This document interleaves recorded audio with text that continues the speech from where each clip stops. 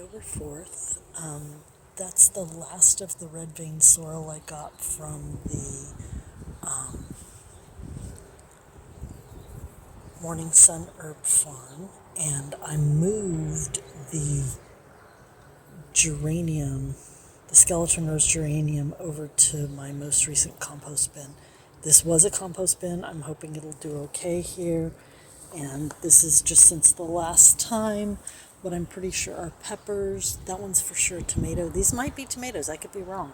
My chives. But look how thick the stems got down there. And then this was a marigold that was almost dying from the Tractor Supply Company. Today's October 4th. This is my skeleton rose geranium that I moved 2 or 3 days ago.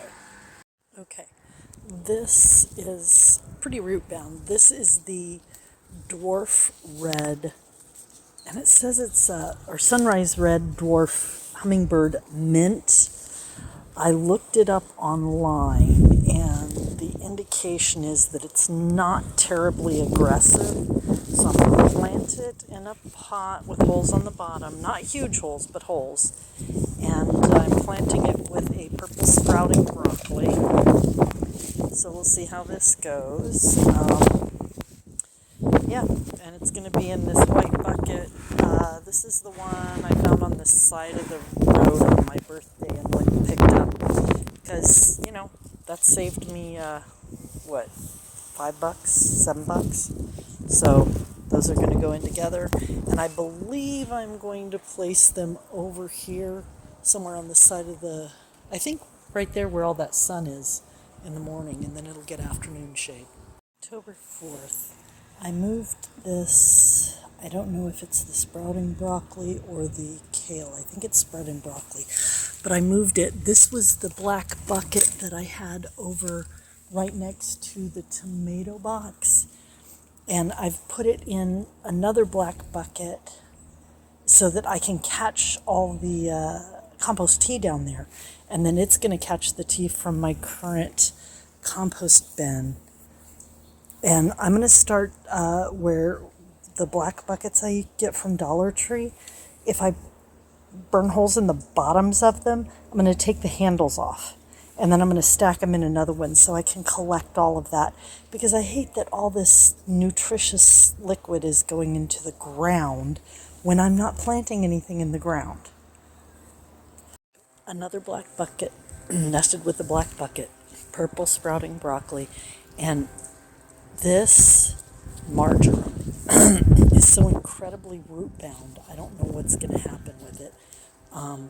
It is from Morning Sun Herb Farms, and I'm going to plant it here with this sprouting broccoli. I did put quite a bit of kitchen scraps in here. I'm going to put a little bit more from my container, some leaves and stuff like that. Yeah, and I keep looking around and not paying attention to where my camera's pointing. I'm trying to get better. Yep, pull off some of the dried leaves and drop them down underneath. And hopefully it will recover okay. We'll see. Still October 4th. This is Black Magic Kale, and I sprinkled some wildflower mix that I got from the city of Vacaville when Tony and I did that parade this year. And I just put quite a few seeds right here and a few right there. I'm going to leave this blank for now over here to catch the compost tea from this former compost bin. We'll see how that goes, and then I'll thin whatever comes up here beside it. It's late in the season. I don't expect any of it to survive, but I figure, hey, why not? I'll try it. Okay, these are the last 4 of the Black Magic Kale. The one in the blue container was the most root bound of these 4. And I'm going to spread them around in the other containers that have had compost and just see which ones do best where. Part 2 of the 4 Black Magic Kale. The containers had kitchen scraps at the bottom, mostly carrot. There's 1 and 2 and 3, and lots of things are dying in the right smart pot, but 4 right there. So we'll see how that goes.